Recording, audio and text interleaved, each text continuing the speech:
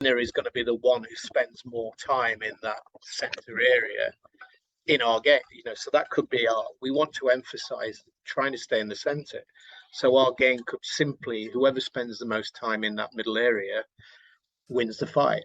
And you could have two watchers on going, so as soon as you get in, it comes off. As soon as they go in, it goes off, and so on and so on. But that would be an example of a constraint. So the key about constraints is to actually think carefully about the constraints you want to add in, rather than just randomly throwing them in. You're trying to bring it in. You're trying to manipulate constraints for a particular reason.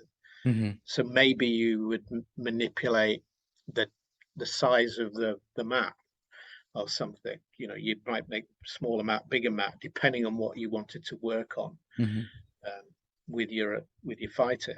And again, that would be an affordance, wouldn't it? On a tight area here, this is going to promote more of this type of attacks or this type of defense. Whereas if we go big, if you're going to fight somebody who's a bit of a runner and keeps moving and just doesn't let you get near them, well, we can sort of exaggerate that by affordance by making the map bigger. And then how do I work on boxing them off and moving them into a corner or something like that they can't get out? So yeah, the constraint to afford is sort of a combination of the two ideas. And I think that comes from understanding what the affordances are as well.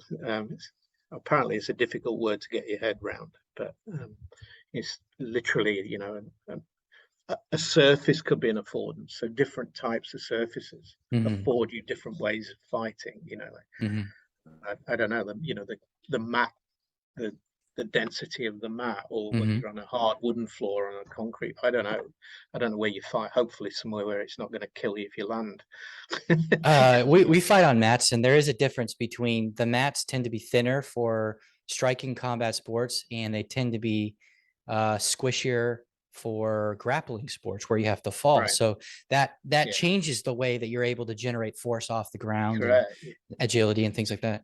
So they would be a really good example of, particularly if somebody, if you went somewhere and the mat's slightly different, maybe it's older and worn, or it hasn't quite got as much squish in it. If you went, I don't know, you imagine going overseas and somebody's going to fiddle it a little bit to try and make you so that they're comfortable with their mats, but they're very different to the mats that you've done, or I don't know.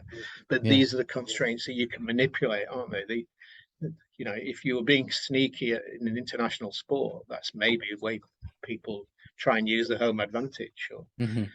But also, I'd imagine fight in a room where the mat goes right to the wall feels very different than if you're in a mat in the middle of a huge hall or something like that. Or even the crowds being right on top of you.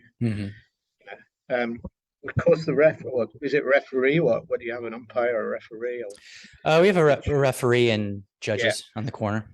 See, that's a really important constraint that you can manipulate, isn't it? Is the way that, do you know how this referee is going to referee this fight?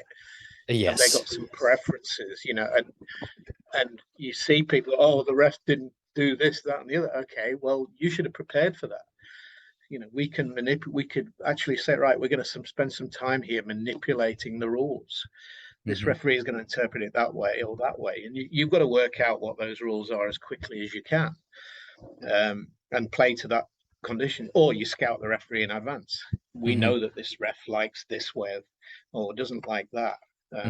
So we need to know what the intentions are of the referees and what meets their own model of what the fight should be like. We did that in soccer refereeing, is the referee and the players co-created the game that they wanted. That the referee had their own set of goals of what they were trying to achieve, which was safety, fairness, accuracy, and entertainment. The highest level, the referees saw themselves as part of the entertainment package. So their interpretation of different situations changed depending on the context. There was never one correct decision. Right.